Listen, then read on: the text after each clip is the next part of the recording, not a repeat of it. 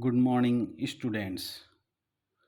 Today we are going to solve MCQs of different tenses which have been taught by me in my past days. हमने जो भी हमें MCQs आज हल करना है, जितने भी टेंस मैंने आपको पढ़ाए हैं, हम जब तक अपना खुद का इवोल्यूशन नहीं करेंगे हमें पता नहीं चलेगा कि हमने क्या सीखा है। हम जो भी टॉपिक क्लियर करेंगे उसके कुछ दिन बाद हम उसका एमसीक्यूज़ को सॉल्व करके हम अपनी एबिलिटीज़ को पहचानेंगे कि हमारे ये टॉपिक कितना समझ में आया है। एग्ज़ाम में जो क्वेश्चंस आएंगे उस पैटर्न को हमने इन क्वेश्चंस में डेवलप करने की कोशिश की है और आगे भी हम और अच्छे अच्छे एक्सपीरियंस गेन करते जाएंगे। तो हम इसको देखते हैं, हमारे टॉपिक को स्टार्ट करते हैं। Fill in the blanks the correct form of the verb. ये एग्जाम में क्वेश्चन कुछ इस तरह से आएगा, correct form of the verb के नाम से। जब भी हम क्वेश्चन सॉल्व करें तो उसमें हम सबसे पहले हमारी एडवर्ब्स को पहचानें। अगर आपको एडवर्ब्स याद हैं तो आप इन क्वेश्चंस को गलत नहीं करेंगे। अगर एडवर्ब्स से को अगर आपने याद नहीं किए हैं तो आपका गलत होने का चांस बहुत ज़्यादा है। हमारा फर्स्ट क्वेश्चन है ही यूजुअली फ्रेंच। तो हमने इस सेंटेंस को पढ़ा, इसको पढ़ने के बाद हमें सबसे पहले ध्यान रखना है कि इसमें एडवर्ब कौन सी आई है।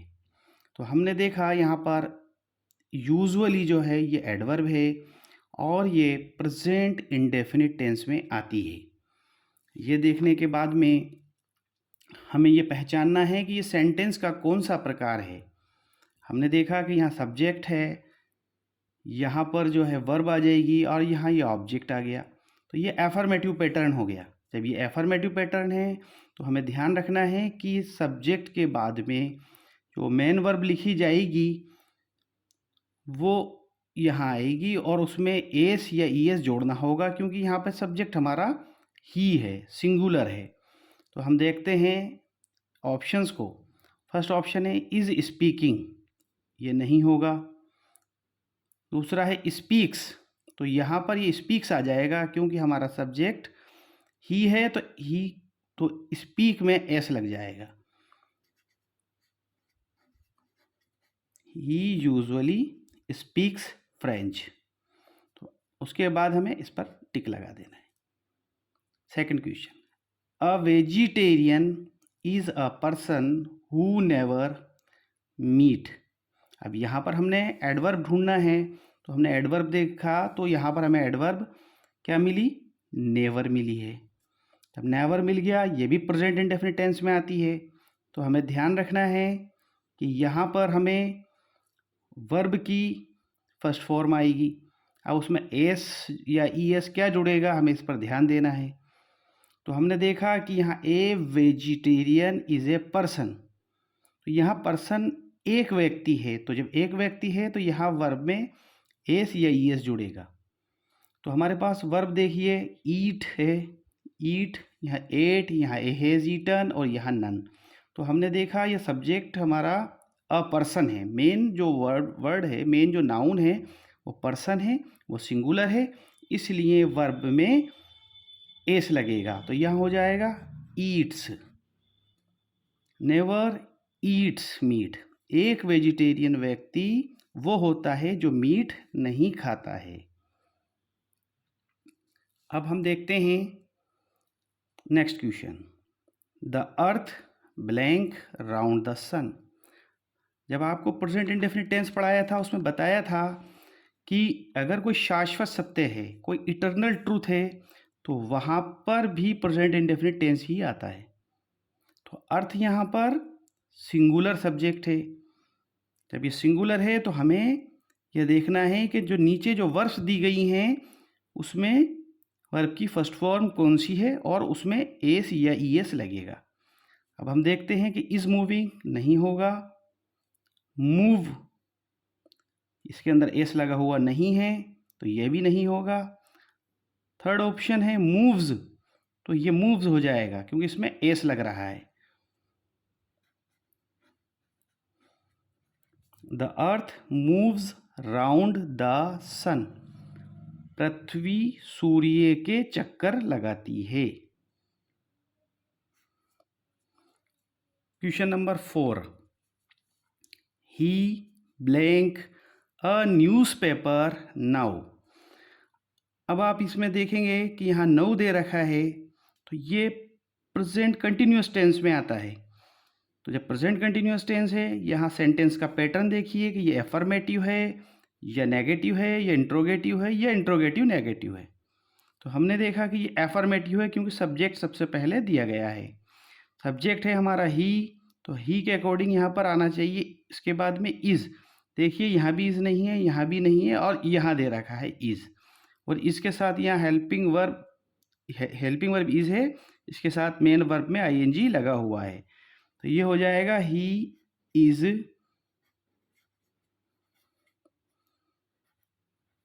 रीडिंग अ न्यूज़पेपर नाउ, वह अभी अखबार पढ़ रहा है। नेक्स्ट क्वेश्चन हम देखते हैं, we to the cinema tonight. हमने देखा यहाँ पर टू नाइट आया है, ये प्रेजेंट कंटिन्यूस टेंस है। यह हमारा सब्जेक्ट देखना है हमें कि वी, अब वी के अकॉर्डिंग यहाँ पर जब प्रेजेंट कंटिन्यूस टेंस है तो हमें ध्यान रखना है कि वी प्लूरल सब्जेक्ट हो गया हमारा। जब प्लूरल होता है तो उसके साथ आर आता है। तो यहाँ आर किसके साथ आ रहा है हम देखेंगे, यहाँ आर आ रहा है, यह इज़ है, यह शेल भी है। तो ये आर वाला जो ऑप्शन है ये हमारा सही होगा, are going. We are going to the cinema to night.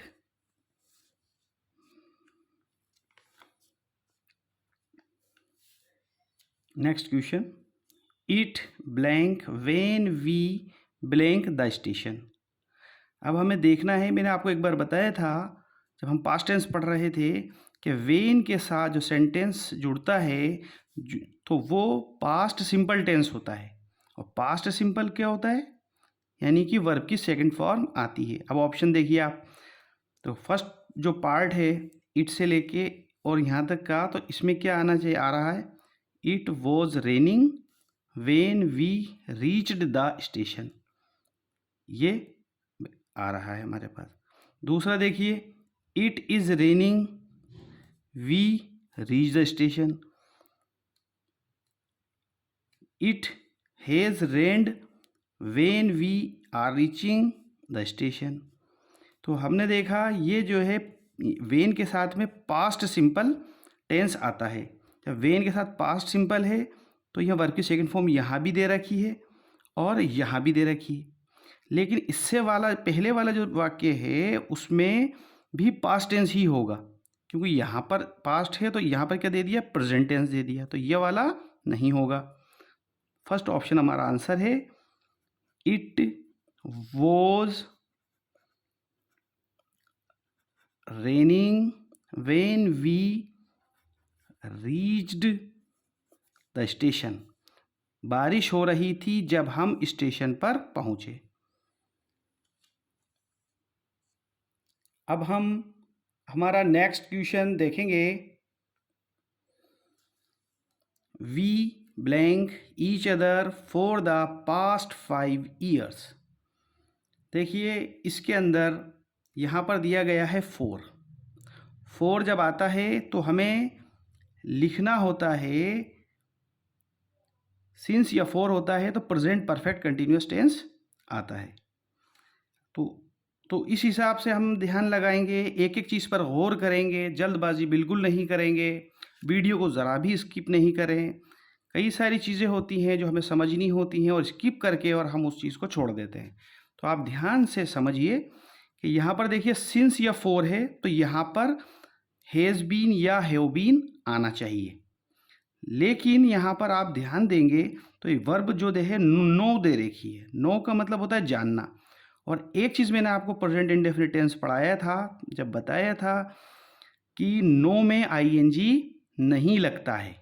No में आईएनजी नहीं लगता, नोइंग नहीं होता। आई एम नोइंग यू, मैं तुम्हें जान रहा हूँ, ये गलत है। इसकी जगह हम कहेंगे आई नो यू, मैं आपको जानता हूँ।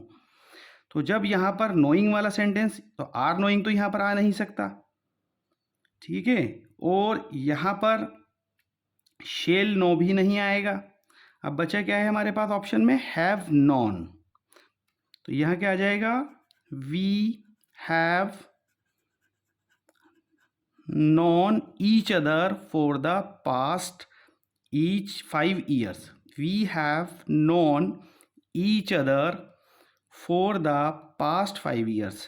हम एक दूसरे को पिछले 5 साल से जानते हैं। अब जान रहे हैं नहीं होगा, हम एक दूसरे को पिछले 5 साल से जानते हैं। देखिए यहाँ पे ईयर्स था, ईयर्स के पहले नंबर दिया है। ईयर्स के जब नंबर्स होते हैं तो हमें 4 लिखना पड़ता है, और अगर ईयर का नाम होता यहाँ पे 2020, 2023, अगर ये चीज़ें होती तो यहाँ पे हमें 4 की जगह सिंस लगाना होता। अब हम नेक्स्ट क्वेश्चन देखते हैं हमारा। They blank to the cinema tomorrow. देखिए यहाँ पर हमें दिया गया है टुमारो। टुमारो जो होता है ये फ्यूचर सिंपल टेंस में आता है, फ्यूचर इंडेफिनिट टेंस में आता है। तो हमें ध्यान रखना है कि सब्जेक्ट के साथ में हमें विल या शेल का यूज़ करना होगा। अब हम देखते हैं, हमारा सब्जेक्ट है दे, तो दे जो है इसके साथ आएगा विल, दे विल गो। देखिए शेल गो क्यों नहीं आएगा, क्योंकि शेल गो आई और वी सब्जेक्ट होने पर ही आता। उसके अलावा जितने भी सब्जेक्ट होंगे सबके साथ विल गो आएगा। तो ये हो जाएगा they will go to the cinema tomorrow. वे सिनेमा कल जाएंगे।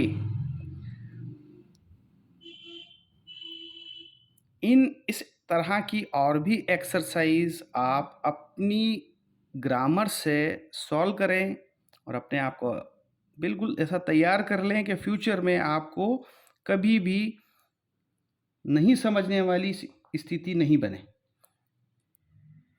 मैं आशा करता हूं कि यह आपके अच्छे से समझ में आया होगा। Please like, share and subscribe the channel and support by your heart. Don't be miser to subscribe it. इसको सब्सक्राइब करें और अपने जो भी स्टूडेंट्स हैं उनमें इसको शेयर करें। Thank you.